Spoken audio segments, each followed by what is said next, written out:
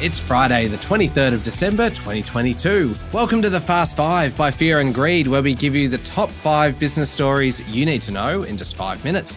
I'm Michael Thompson, and good morning, Sean Aylmer. Good morning, Michael. Sean, 5 stories, 5 minutes. Let's jump into it. Story number 1 is a big one, especially considering how close it is to Christmas. BHP will buy copper and nickel group Oz Minerals in a $9.6 billion takeover play after the two companies signed a scheme implementation deed yesterday morning. The Oz Minerals acquisition will give BHP the scale considered vital to the future of its underperforming Olympic Dam copper operations in South Australia. Now, 2 of Oz Minerals' main mines are on either side of Olympic Dam. It all seems to make sense. Oz Minerals shareholders will vote on the deal at a scheme meeting scheduled for late March or early April next year. The agreed price of $28.25 a share is a 13% premium to BHP's initial offer back in August. It values Oz Minerals at $9.6 billion. It's nearly 50% higher, though, than Oz's last close just before that initial bid was made. Now, it still needs regulatory approvals in Brazil and Vietnam. BHP plans to use its cash reserves to fund the deal. Wouldn't that be nice to have $10 billion sitting there in your bank just to fund the deal? Anyway, Oz Minerals Managing Director and Chief Executive Officer Andrew Cole said the BHP offer was a compelling premium and noted BHP had made it as a best and final offer in the absence of a competing proposal.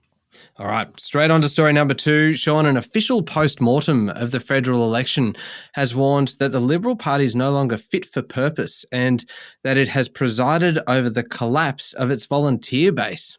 And that left it incapable of defending key seats against Teal independents. Party membership levels have also hit crisis point. The review released yesterday also reinforced findings of the ALP's post-election review that former Prime Minister Scott Morrison's unpopularity was a decisive factor in the election loss on May 21. Basically, voters liked Anthony Albanese more. The Libs lost control of its brand and the political debate, allowing Labor to frame the contest. It is highly critical in its assessment of the party's separate state divisions, which were riddled with factional infighting and personality cults, and blames them for a grassroots failure and neglect of community networks. A lot of work for the Libs to do. Yeah, there sure is. Story number 3, Foreign Minister Penny Wong and her counterpart in Beijing, Wang Yi, have agreed to expand high-level dialogue significantly that will include trade ministers. And the Chinese leader Xi Jinping said he wanted to advance relations between the two countries. This seems like good news. I think you're right there. President Xi exchanged congratulatory messages with Prime Minister Anthony Albanese on the 50th anniversary of diplomatic ties between the two countries, and state media quoted him as saying, "I attach great importance to the development of China-Australia relations." And that's certainly a step in the right direction towards ending sanctions on $20 billion worth of exports.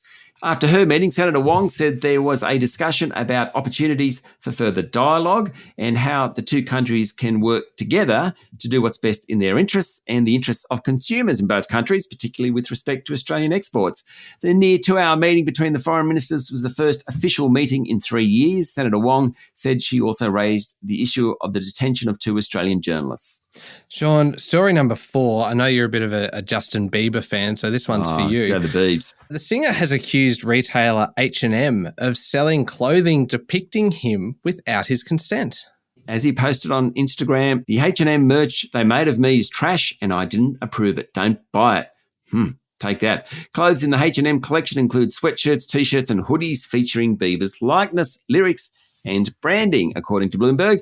Now, the retailer has previously sold Bieber's concert tour merchandise a few times, going back several years, but Bieber says the latest merchandise is on sale without his permission. A representative for H&M said the company followed proper approval procedures for the collection.